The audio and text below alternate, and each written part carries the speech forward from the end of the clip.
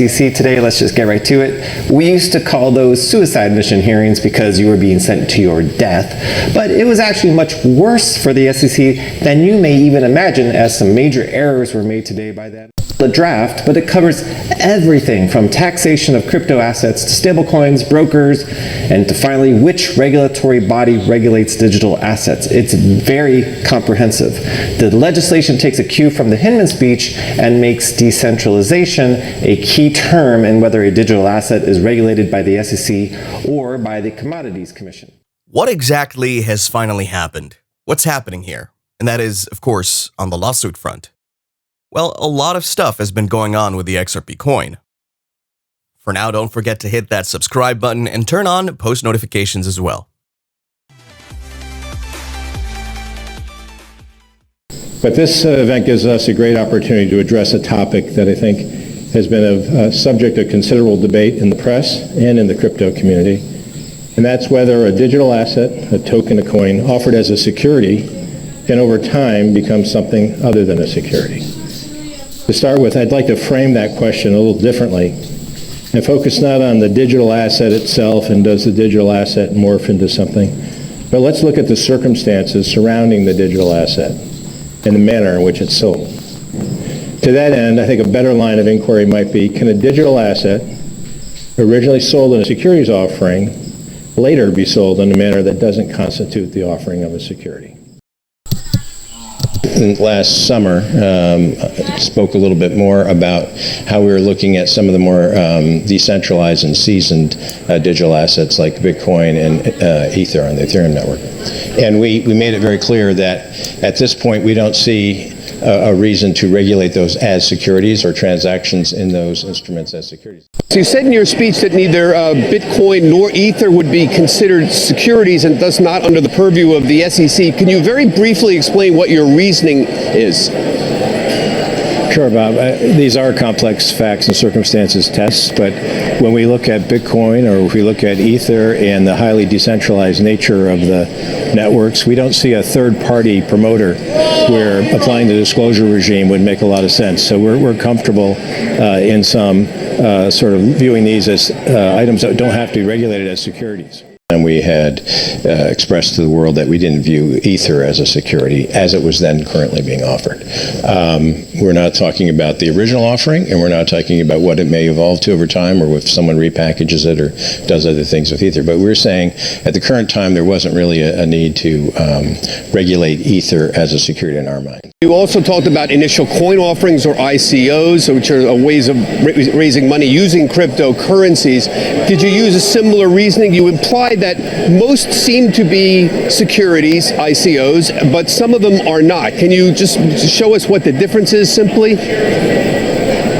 I wish we had a simple way to say this is in and this is out. As I mentioned, they're usually facts and circumstances tests, but a key factor is there a third-party promoter here who knows much more about the instrument than investors might? If that's the case, that's sort of an initial indicator that we might have a securities transaction. If people are buying it for investment and for a return and looking to that party for a return, then again, that's an indicia of a security. If you have, on the other hand, a token that's just used in the network for a good or service, and that's why people are buying it, and that service is available and up and running, not under development, then you may not have a security. Following the updates in the recent court hearing between Ripple and the SEC, just as promised, the SEC's lawyer almost started with the argument that William Hinman needed advice for digital assets from his attorneys. With that, Judge Sarah Netburn reminded the SEC that the speech by the former director of corporation finance was his personal view and not the view of the SEC, after which she questioned the SEC, "Do you stand by that statement today?" In response to that, the SEC's attorney replied, though it's already been ruled his personal opinion, it doesn't change the fact that he sought legal counsel. What is more confusing to the judge is the advice's purpose. In essence, Judge Netburn appears to be saying that the SEC's arguments are illogical, as she cites a tension in the Commission's position and reasoning. And if this doesn't spell trouble for the SEC, I don't know what else will. Because just as Judge Sarah Netburn tried to clarify, if the SEC's attorney claimed that William Hinman was speaking on behalf of the SEC's Division of Corporation Finance, How then was it possible for him to have given this speech before legal advice? But to be honest, I don't think the law is that controversial, as Judge Sarah Netburn said to the SEC. Then she sarcastically asked them to pull up the speech and show which part is the SEC and which part is his personal views. Furthermore, the judge asked the SEC if it's now conceding and taking the position that the speech reflects the views of the Division of Corporation Finance, at which point she had to ask twice. The SEC responded both times, saying yes. Wow, guys, this is huge. The SEC's argument is getting weaker and weaker. They were and still are going around in circles. On the question of whether the SEC now concedes that the famous Hinman 2018 speech reflects the views of the Division of Corporation Finance by the judge to the SEC's counsel further argued that this doesn't matter, only that he sought legal advice that he could only get as the then director of the division, making him the client in the situation. Even if the speech reflects his personal views, it's not relevant to any fact in the case. Switching over to the Ripple side, when the Ripple lawyers took the stage, attorney Matthew Solomon, a former SEC chief litigation counsel but now working for Ripple, commented that the court is struggling to get an answer on something that we've all been struggling to get an answer on for months. All the evidence says this was Hinman's personal views in his speech, and the court has already found that. Attorney Solomon goes on to concur with the judge's earlier comment that the agency is constantly changing its views on Hinman's speech to suit their interests. Furthermore, and since more adept in such litigation matters, Attorney Solomon continued to walk the court through the history of this long, protracted battle regarding the Hinman speech during every pretrial standoff. According to the Ripple lawyer, during the famous 2018 speech, Hinman was giving his views on how rules may or may not be applied to digital assets, and there was no need for legal advice to be provided.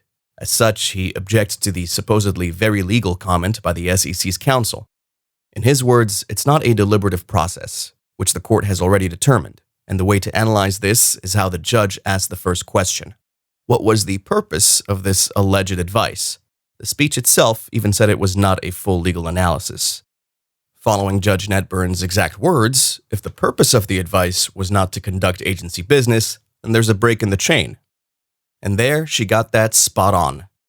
Attorney Solomon responded that the communications appeared to scream that it was more policy-related than legal advice.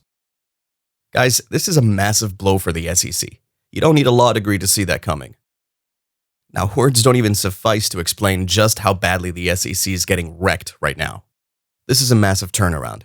This lawsuit initially set out to debase Ripple and its digital asset XRP, turns out to be the SEC's ridicule.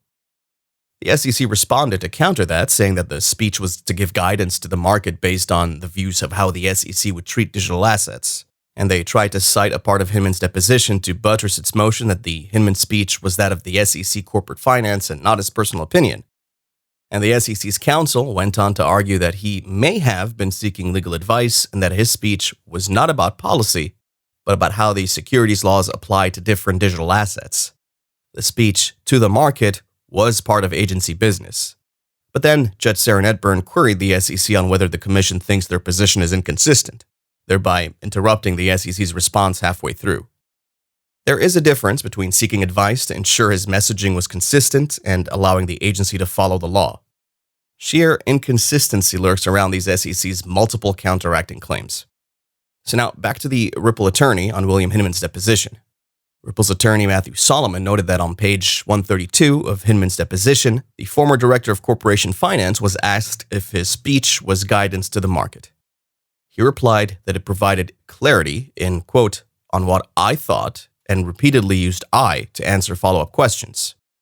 Now back to the SEC, the plaintiff's counsel responded by repeating its arguments without anything new, insisting that it's very clear that these are legal issues being analyzed and the advice being given is legal advice, not about policy or business or anything else. At this point, Judge Sarah Netburn concluded the hearing, acknowledging the presence of all parties listening, including members of the XRP community, ending with, I will review all the documents and I will get to my ruling as soon as possible. So just as this tweet from attorney Jeremy Hogan asserts, you don't need a law degree to know that this is finally over. A settlement in the lawsuit between Ripple and the SEC is finally happening. In summary, in conjunction with what the Ripple attorney has said to what the judge affirmed, we could rightfully say that the Hinman speech is sketchy. and this is sufficient to acknowledge that the legal advice given by the SEC has no relevance. That's all I have for you today, folks. I hope you enjoyed the video. If you did, don't forget to hit the like button, greatly appreciated, and subscribe to the channel if you haven't already. As always, see you in the next video.